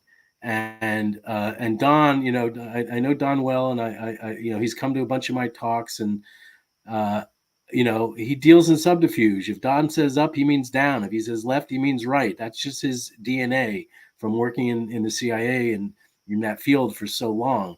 So it's all very cryptic. Scott's right. There is a cryptic code. It does need to be deciphered, and it needs to be understood in its proper context, because it's not straightforward. And there's a lot of really interesting, I'm sure you look at the Oak Island research site on YouTube, and there's a bunch of really interesting researchers who are putting forth things that you'll never see on The Curse of Oak Island, because that show is, how those shows go on the History Channel. They tell you what you're going to find before they put it there. So, they're milking it, but there is something to the Cremona mystery and Hunter Mountain. Scott claims he found the remains of Altamara up there, the guide who brought the Templars from Oak Island. I've seen some really interesting constructions and caves and artifacts that are up there. I think there's still more to be found, but it's possible that everything has already been pilfered and taken out. A lot of it, Dr. Jackson, when he found the cave, claimed that he removed a lot of the items and then claimed it had been covered over by a landslide or some weather event. Was there a goddess temple from the descendants of the worshippers of Asherah who came across from Judea when the goddess culture was falling out of favor, and patriarchies and armies and city states and borders needed to be protected, so men took the lead role. But before that, and Malta speaks to this, there was matriarchy and goddess culture, and at some point that fell out of favor and they fled. And the theory is they fled to America and potentially Hunter Mountain. So, of course, all history is local, and it doesn't get more local than that for me. Yeah, I know, right? I've said to Scott many times, and he's one of my dearest friends, Glenn, and I'm sure you know that, and I talk to him and do a lot of stuff with him a lot. Anyway, I'm like, dude, we don't have to tell anybody. Just take me and show me. And it's not just Hunter Mountain, as you know. There's different locations around the United States that are pretty intriguing, that are all a part of this mystery. And if we just take the Cremona document at face value, then there's a whole lot we're not told. A whole lot. Well, and a lot of it has to do with the measuring of the earth, accurate measuring of the earth in ancient times, navigation, land and sea navigation. There were systems in place that used many of these sites, like Oak Island, like the Serpent Mound, as geodetic markers for land navigation and measurement. And if you think about, today when we want to go from place to place, we use a bunch of landmarks. Go up to the gas station, make a right, head to the intersection with the tree, make a left. So they had important landmarks for navigation. You would arrive along the coast, and then you would start following important geodetic landmarks and markers that would have been mapped out and kept track of through antiquity, just for that purpose. And many of them are aligned, like that line I talked about from Oak Island to Serpent Mound. Winter solstice, summer solstice sunrise, winter solstice sunset. In Zena's book, she says they've followed the path of the sun on the solstice to get from Oak Island to Hunter Mountain. She reverses it in the book because, again, she didn't want to give it away. But when I didn't want to give it away, right. I said, you said it was the winter solstice sunrise, but didn't you mean summer solstice? And she gave me the wink and the nod because I understood, but she didn't want to just put it out there that clearly. And Don is even more cryptic in what he's going to reveal. And there was a falling out between the two of them. If you know Scott well, I know that whole story. And, I do. Let's not go there. Scott's going to be texting me in about 2 seconds if we continue down this path. But here's the other part. And thank you. We're off the network, but the podcast will extend out and it'll be in our archives. Is this? The idea, which I think now has been pretty much squashed, about Columbus and the Caribbean in 1492 and everything else. So putting that part aside, what I think is clearly provable, which goes back to even, you can go to the Kensington Rune Stone too as well, that there is evidence all over the country now that we have been visited here for thousands of years before Columbus. And that I don't know if we'll ever know who was first, but coming out of Israel, coming out of Egypt, coming out of the Baltic area, and down and across, and Norse visitation. This is ancient history, and I think that's I don't understand the suppression of that, but the evidence is just mounting and mounting and mounting and going in that direction. You can't argue with that. There's a lot of really legitimate mysteries out there that there is no good answer for. The townships named Chester. Oak Island is in Chester Township, Nova Scotia. But go down the East Coast and plot the towns named Chester in each state, and they make a line.